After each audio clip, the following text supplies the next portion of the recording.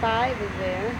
It's August 17th, 2005. We're going to a Candlelight Vigil in support of Mrs. Sheehan, who's camped out in Crawford, Texas right now, wanting to meet the president to talk about her son who was killed in Iraq.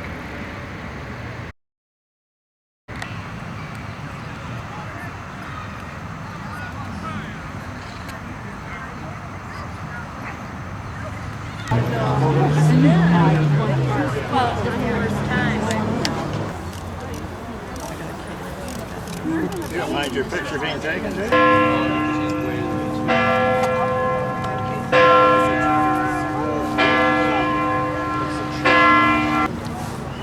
Do you want a name?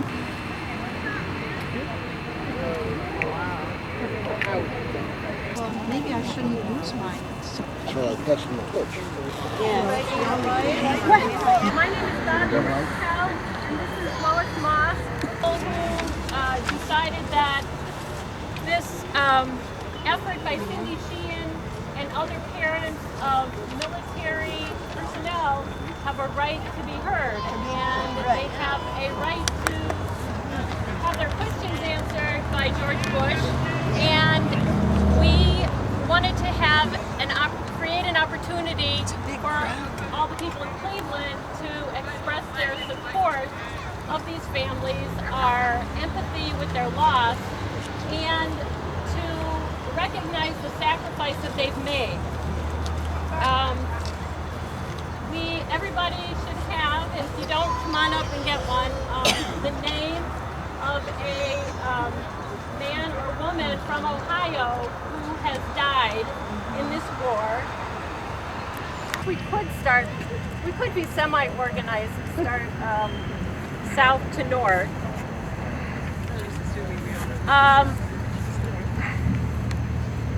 My personal opinion here is that George Bush has been allowed to be insulated from the pain and suffering that he's causing to families, the loss of life, not to mention that he has destabilized the world and has, instead of created peace, has created more tension, hatred for Americans, etc. But this night here is not really to talk about that. It's really just to kind of be in solidarity with the parents who have lost children. So, with that, unless somebody else wants to say something. Amen. Okay. Amen. So I'll start, and if we could just, it's the last name first and the first name, so if you can just kind of turn it around. Just say the person's name and the city in Ohio that they're from. Kenneth C. Coughlin, Mansfield. Thomas O. Keeley, Strongsville. Andre William Galloway. Kevin William Pritz, Plain City. Jason L. Sparks, Monroeville. Kevin C. Ott, Columbus, Ohio. Raymond Biskey, Vermillion. Aaron H. Reed, Chillicothe. Robert John Dowdy, Cleveland. Richard A. Gilbert Jr., Dayton. Michael J. Sequent. Kendall H. Ivy II, Galen. Christopher T. Minor, Mansfield.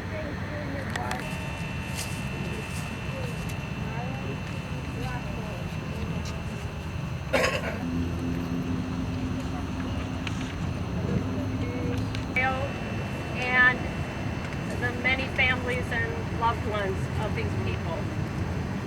Anyone that would like to say something, say a prayer, say your thoughts, your reflections. I would like to express our sympathy to the fathers, mothers, wives, husbands, sons, daughters, brothers, sisters, friends, family who will never be able to watch their children grow and hear about their lives and hold them for something that was so unnecessary. That gave their lives and saved hundreds of thousands of casualties in America and other countries. And Yogi Yogi Bear is a war dog for peace now.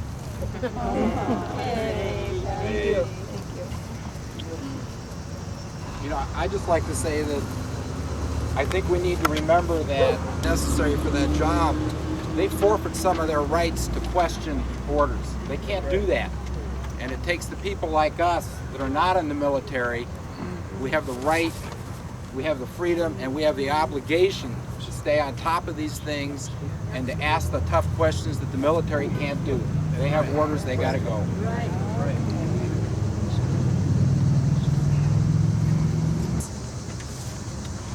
The soldiers over there and keeps them safe, that he comforts the families of those who have perished and those who are going to be suffering losses the rest of their lives. And I hope that he helps the governments to realize, our government, to realize what it's doing, and I pray that that we find peace someday in my lifetime. Well, this is how we ended that last war that we had back in the 60s and the 70s. And every time this happens, it gets bigger and bigger and bigger. And this is how it happened before. By all of us getting out of our little houses in the suburbs and coming out and opening our mouths. Being on the street. Being on the streets. And it's just not the kids, it's just not the extremists and the fringes. It needs to be everybody. That's right. We need to stand up, get out of our comfort zones and say it and do it. Amen. Because you know what? This might be uncomfortable on a Wednesday night because we got to go to work tomorrow, but it's a lot more uncomfortable to go to our neighbor's son's funerals. That's what's really uncomfortable and painful. And that tears your heart out. That's exactly right. That's So- how the other war was ended. And that's the only way we're going to stop it. That's right. I just want to make one observation also. I think this administration, with what it's doing with this, all this hostility toward everybody else in the world, is destroying our own country in the process. It's almost unbelievable. I don't believe I'm living in America anymore. We're losing our own rights in order to put innocent people in to detain them maybe for life. And that's just like the disappearances that happened in Central America years ago. People were disappeared and never seen again. And that is what's happening to those that are detained in Guantanamo Bay and so on. And anyway, this is not like America anymore. And it's tearing our own country apart. This is George Bush's America. 100 years ago. This is our America, and we have to do something about it. Yes, we were. Let's keep this on point, though. We've asked our president, or Cindy's asked our president, to acknowledge her presence. Yes. He came here last year and asked for our support. He asked us to believe in him. Yeah. We can demand now that he at least acknowledge our presence and listen to not one, not 50, not 100, but 100,000, 200,000 Americans who are not pleased with their accountability. We asked them to be responsible. They were elected to be responsible. Show us that, Mr. Bush. Please be accountable, take responsibility, at least acknowledge the presence of the people who you no longer need their support to get reelected. This is a war to the 50s. It's between the American citizens who stood up and spoke out and protested against that war. So I stand here today and say I support the troops and their families, but I am against this war. And we need to speak out. Our voices need to be heard.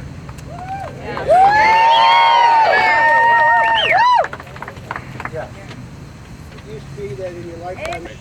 Let's also think about And we leave it there for them. 20 years. Yes, we do.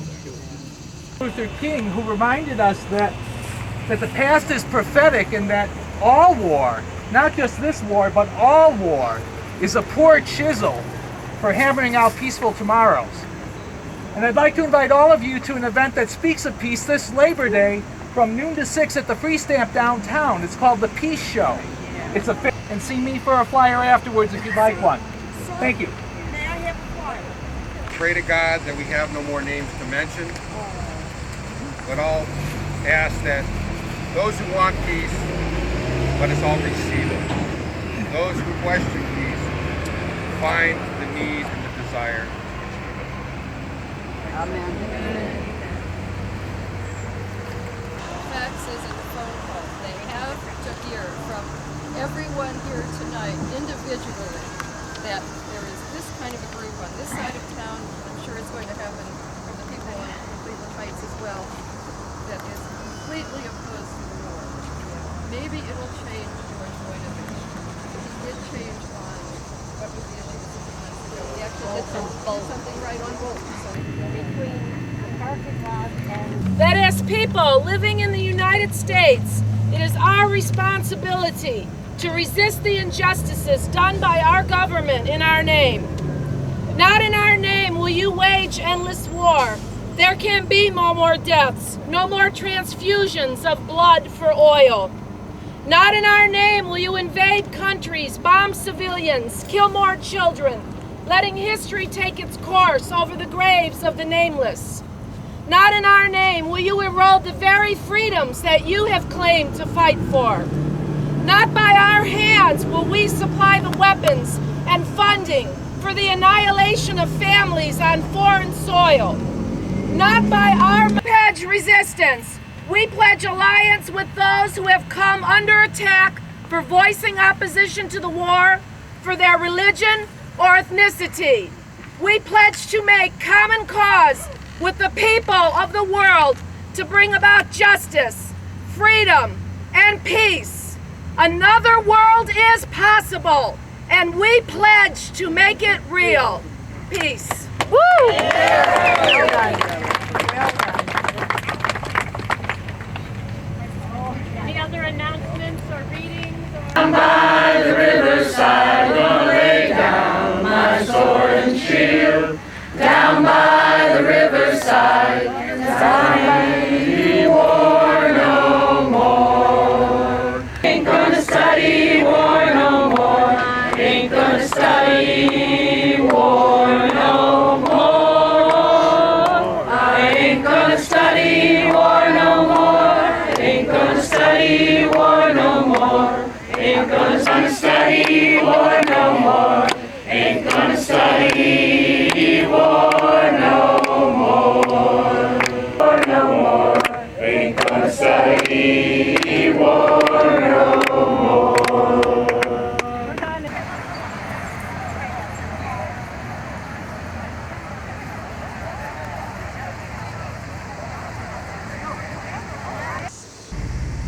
I lit on fire the piece of paper that had the name of the dead soldier that Linda read at the rally.